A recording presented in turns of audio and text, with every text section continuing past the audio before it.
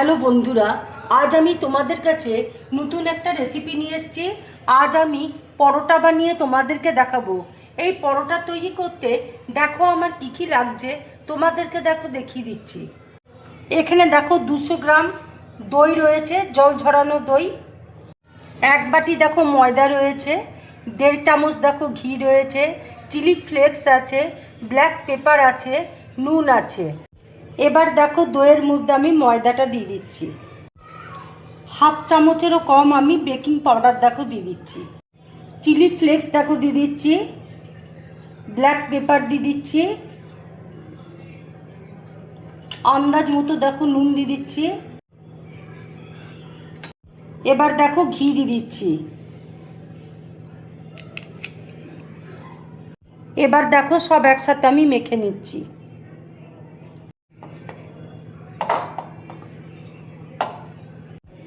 এবার দেখো ভালো করে আমি মেখে নিচ্ছি। আর এই পরোটাগুলো খেতে কিন্তু খুব ভালো লাগবে আর ভীষণ সফট হবে। এর মধ্যে দেখো আমি একটুও জল দিইনি, দই দিয়ে আর ঘি দিয়ে ভালো করে মেখে নিচ্ছি।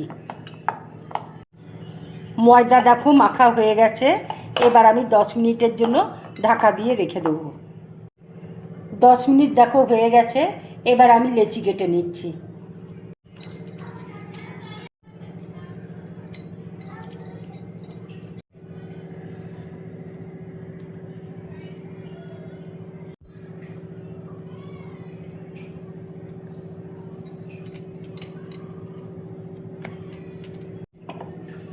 বেলা দেখো আমার হয়ে গেছে।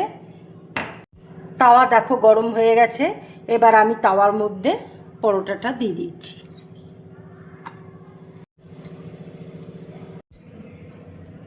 আমি দেখো এখানে ঘি দিয়ে ভেজে নিচ্ছি। তোমরা ইচ্ছে করলে সাদা তেলেও ভাজতে পারো।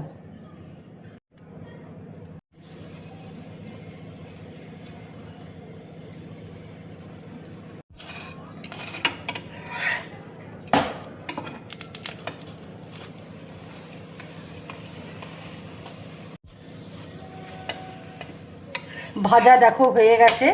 এবার আমি তুলে নেব।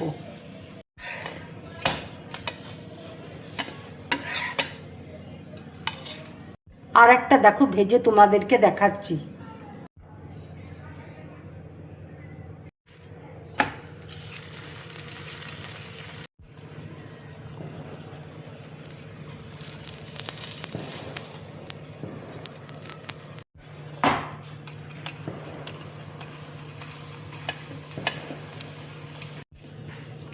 কি সুন্দর দেখো ফুলে উঠেছে।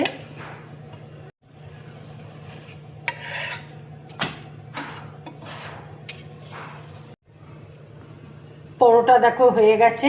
এবার আমি একটা প্লেটের মধ্যে তুলে নিচ্ছি। সব পরোটাগুলো দেখো রেডি হয়ে গেছে। তোমরা এইভাবে পরোটা বানিয়ে বাড়িতে খাবে। খেয়ে আমাকে অবশ্যই কমেন্টস করে তোমরা জানাবে তোমাদের কেমন লাগলো। যদি আমার এই রেসিপিটা তোমাদের ভালো লাগে তাহলে লাইক করবে, শেয়ার করবে আর ড্রিম ব্লগ চ্যানেলটাকে সাবস্ক্রাইব করবে। তোমরা বেশি করে কমেন্টস করবে, তাহলে আমার খুব ভালো লাগবে। নমস্কার।